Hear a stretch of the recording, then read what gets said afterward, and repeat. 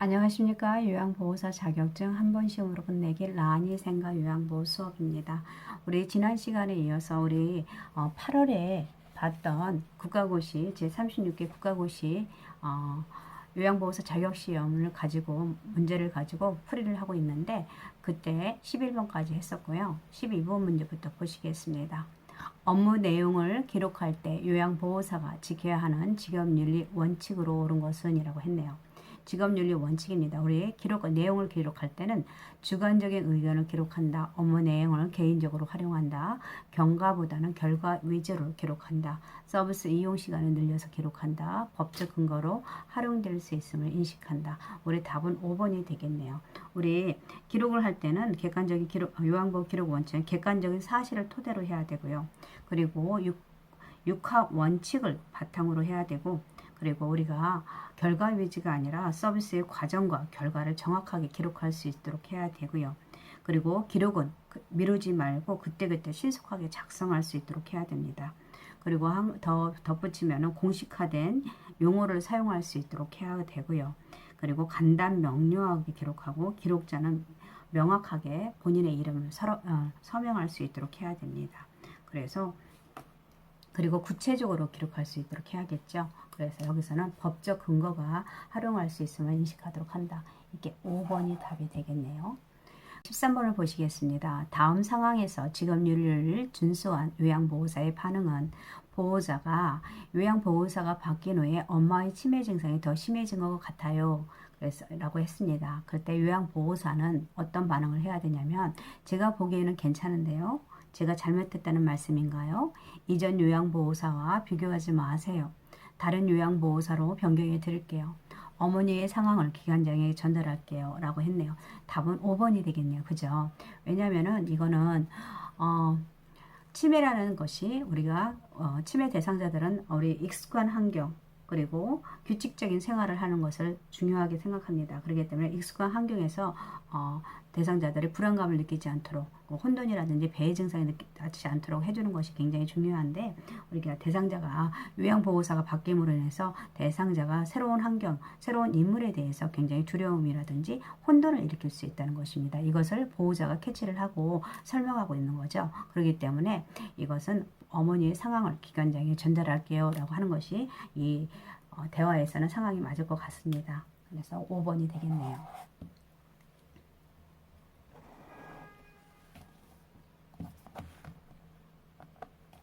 14번 보시겠습니다. 14번 보시면 요양보호 서비스를 제공하는 동안 요양보호사가 지켜야 하는 직업윤리 원칙은 이라고 했네요. 그죠? 그래서 보시면 대상자와 가족의 소통을 제한한다. 아니죠. 이건 안 되죠. 그 다음에 대상자의 수동적인 존재를 간주한다. 우리 대상자를 수동적인 존재를 간주하는 게 아니라 우리는 우리 요양보호의 원칙은 뭐냐면 대상자가 움직일 수 있으면 스스로 움직이기 위해서 가지고 있는 기존의 잔존 기능을 유지할 수 있도록 하는 것이 좋습니다. 그래서 수동적인 모든 것을 다 해주는 게 아니라 우리가 스스로 할 수 있도록 하고 능동적으로 격려할 수 있도록 하는 것이 굉장히 중요하겠죠. 업무 수행에 필요한 지식을 습득한다. 그쵸? 자기계발 같은 게 굉장히 중요합니다. 그래서 우리는 전문적 지식이라는데 기술을 지속적으로 학습하고 자기계발을 할 수 있도록 하는 거. 그래서 뭐 보수교육을 받는다든지 이런 거 굉장히 중요합니다. 업무 수행을 위해 자기관리를 미룬다. 아니죠. 이런 거 자기관리 할 수 있도록 해야 되고요. 서비스 상황에 따라 변경하여 제공한다. 이것은 우리가 사전에 서비스를 변경할 일이 있다면 사전에 대상자와 에게 양해를 구하고 그 다음에 시설장에게 보고할 수 있도록 하는 것이 좋습니다. 그래서 여기에서 다른 업무 수행에 필요한 지식을 습득한다. 이게 답이 되겠네요.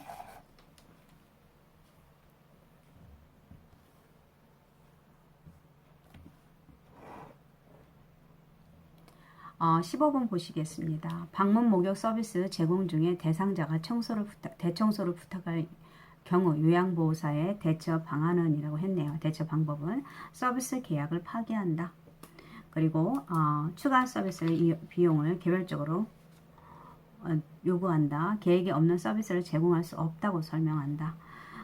그리고 시간이 남으면 요구를 들어준다고 말한다. 청소하러 온 것이 아니라고 화를 낸다라고 했는데 우리가 이것은 무엇이냐면 그죠? 우리 계획이 없는 서비스를 제공할 수 없다고 설명해야 되고요.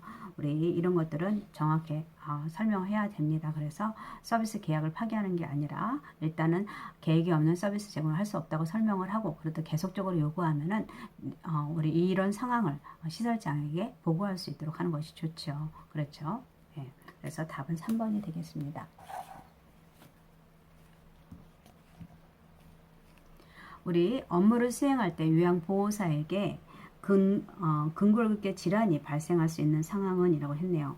우리 보면은 무거운 물건을 여러 번 옮기는 경우 이런 경우는 뭐냐면 계속 반복적으로 무거운 물건을 들어 올리고 그 다음에 주먹을 쥐거나 손목을 쥐는 뒤로 젖히는 동작을 많이 할 경우에 팔목 관절에서 이런 통증이 나타납니다. 그래서 우리 여러분 들어보실지 모르는데 팔꿈치 외측 상가염이라든지 테니스 팔꿈치라고 하죠.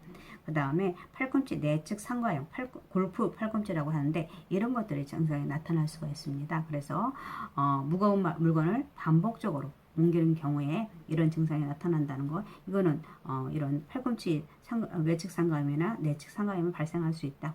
그 다음에 몸의 무게 중심을 낮추고 물건을 드는 경우 아주 좋죠. 우리가 지지면을 넓히고 나서 드는 경우 아주 바른 자세고요. 물기가 없는 평평한 바닥에서 일을 하는 경우 물기가 있는 곳에 하면 낙상의 위험이 있습니다. 허리가 삐걱할 수도 있기 때문에 조심해야 되고요. 이건 좋죠. 물건을 최대한 몸에 가깝게 해서 들어 올리는 거 그렇죠. 몸으로 우리가 물건하고 몸으로 내 자신의 몸으로부터 멀어지는 경우에 더 많은 우리가 손상을 입을 수가 있습니다. 가깝게 붙을 수가 있도록 하는 것이 좋고요. 물건을 들고 바로 움직여서 몸의 방향을 바꾸는 경우 허리를 비트는 게 아니라 우리가 발을 전체를 움직였을 수 있도록 하는 것이 우리가 손상을 예방할 수 있는 것입니다. 그래서 여기에서는 답이 1번이 되겠네요. 17번을 보시겠습니다. 결핵 감염 예방을 위해서 요양보호사가 알고 있어야 하는 내용으로 옳은 것은 이라고 했네요. 첫 번째 보시면 잠복 결핵을 대상자는 전염력이 있다. 결핵균은 강한 산이나 알칼리에 약하다. 결핵은 폐에만 침범하는 감염성 질환이다. 결핵은 주로 오염된 음식을 섭취로 감염된다. 결핵 대상자가 사용한 침구류는 일광 소독을 한다. 결핵균은 우리 햇볕에 열에 약합니다. 그렇기 때문에 답이 5번이 맞는 거고요. 우리 잠복결핵이라는 것은 무엇이냐면 결핵균에 감염되었는데요. 질병을 일으키지 않는 상태입니다. 결국 이게 무슨 말이냐면 예전에 노출한 경험이 있어요. 그래서 엑스레이상에서 우리 이게 흔적이 보일 수도 있고요. 그리고 이 잠복 결핵이 있다고 하면은 우리가 결핵 감염 검사를 해야 됩니다. 우리가 우리 PPT, TB 반응 검사라든지 튜베르클린 반응 검사라든지 아니면 엑스레이를 찍는다든지 그래서 여기에서 활동성 결핵이 없다는 것을 임상소견을 판단할 수 있도록 하는 것이 그거고요. 그래서 잠복 결핵이 있다고 해서 무조건 전염력이 있는 것은 아닙니다. 이게 활동성인지 비활동성인지 우리가 알 수 있도록 하는 것이 좋고요. 그 다음에 여기에서 결핵은 강한 산이나 알칼리에 약하는 게 아니라 햇볕에 열에 약하고요. 그 다음에 결핵은 폐에만 침범하는 감염성 질환이 아니라 결핵은 우리는 모든 장기에 침범할 수 있습니다. 신장에도 갈 수 있고요. 그렇기 때문에 아니고 결핵은 주로 오염된 음식 섭취로 아니라 우리는 비말이라든지 공기로 감염된다는 걸 알 수 있도록 해야 돼요. 그래서 우리가 결핵 환자들은 주로 보호장갑, 마스크라든지 장갑을 착용할 수 있도록 하는 것이 좋고요. 그리고 호흡기로 하죠. 그래서 결핵 대상자는 사용한 침구를 일광 소독한다. 그래서 햇볕에 약해서 침구라든지 직사광선을 통해서 사멸할 수 있도록 하는 것이 좋습니다. 그래서 17번의 답은 결핵 대상자에 사용한 침구류 같은 일광 소독을 한다. 5번이 될 것 같습니다. 그 다음에 18번 보시겠습니다. 18번은 설사를 하는 대상자를 돕는 방법은 이라고 했네요. 그래서 보시면 보통 하재를 제공한다. 수분 섭취를 권장한다. 고지방식이를 제공한다. 고섬유식이를 제공한다. 복근 강화 운동을 실시한다. 우리 설사하는 사람 대상자들은 보면은 보통 우리 어떤 증상이 있냐면 심한 갈증을 호소합니다. 설사로 인해서 소변 횟수가 감소하고요. 그리고 피곤함이나 무기력함을 보이고요. 그리고 마른 피부와 혀를 갖추고 있고요. 너무 심하면 정신에 혼돈을 일으킬 수 있습니다. 그렇기 때문에 우리가 탈수 예방을 위해서 물을 섭취를 충분히 마실 수 있도록 수분 섭취를 해야 되고요. 음식물 섭취는 줄이도록 하는 것이 좋겠죠. 계속 설사하니까. 그렇기 때문에 여기서는 수분 섭취를 권장한다가 맞겠습니다.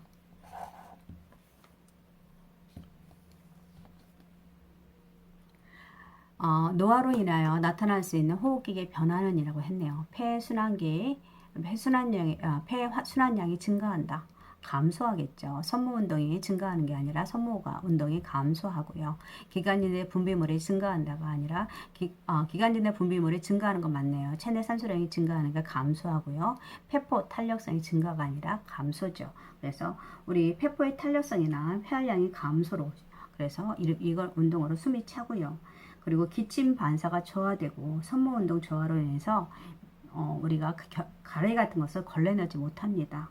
그리고 그걸로 인해서 기관지 내 분비물이 증가로 인해서 이것이 심해질 경우 호흡기계 감염이 발생할 수 있고요. 그래서 여기에서 답은 기관지 내 분비물이 증가한다. 이게 맞겠네요. 그죠? 20번 문제를 푸시겠습니다. 천식 대상자가 그림과 같은 흡인용 기관지 확장자를 사용할 때 순서로 옳은 것이라고 했네요. 우리 일단 천식은 기도의 만성 염증성 질환입니다. 그래서 여러 가지 자극에 의해서 우리 꽃가루라든지 진드기, 동물 털이나 배설물 같은 것에 의해서 대기 오염 이런 거에 대해서 우리 기도가 감인 반응을 일으키는 겁니다. 그래서 그걸로 인해서 기관지 부종이라든지 기도에 협착으로 나타나는 호흡곤란이 있는 상태인데 이로 인해서 숨이 내쉴 때 쌕쌕거린다든지 아니면 기침이나 가래, 호흡곤란, 기도 경련까지 나타나는 굉장히 위험한 상황이고요. 이럴 때 보통 우리 기관지 확장제를 사용할 수 있습니다. 그리고 우리 치료를 보시면 천식 원인을 피할 수 있도록 하고 약물 같은 거 투여할 수 있도록 하고요. 침구류 같은 거는 뜨거운 물로 세탁할 수 있도록 하고 그리고 계절에 따라서 인플루엔자라든지 폐렴 예방접종 할 수 있도록 하는 것이 좋습니다. 그래서 우리가 기관지 확장제를 사용할 때 이런 약물을 사용할 때 먼저 순서를 보시면 흡인기에 뚜껑을 열고 흔들 수 있도록 해야 되고요. 그리고 흡연기를 입을 물고 입에 문 다음에 그 다음에 입으로 숨을 들이쉬면서 흡연기를 누를 수 있도록 하는 것입니다. 그리고 10초간 3 내지 5초간 천천히 숨을 들이쉬고요. 그런 다음에 10초간 숨을 참은 후 천천히 내쉴 수 있도록 해야지 들이마신 약물이 폐로 확장되는 것을 할 수 있도록 10초간 숨을 참은 후 천천히 내쉰다가 맞습니다. 그래서 첫 번째 가나 마, 라, 다가 되겠네요. 그래서 여기에서 답은 2번이 되겠습니다. 예, 순서를 보시면 가나 그리고 마 입으로 숨을 들이쉬고 흡인기를 누른다. 그리고 3 내지 5초간 천천히 깊게 숨을 들이쉬고 그 다음에 10초간 숨을 참으며 천천히 내쉬도록 한다. 이게 답이 될 것 같습니다. 그래서 2번이 되겠습니다. 오늘은 20번까지 했고요. 다음 시간 계속 연결해서 하도록 하겠습니다. 오늘 함께 해주셔서 감사합니다.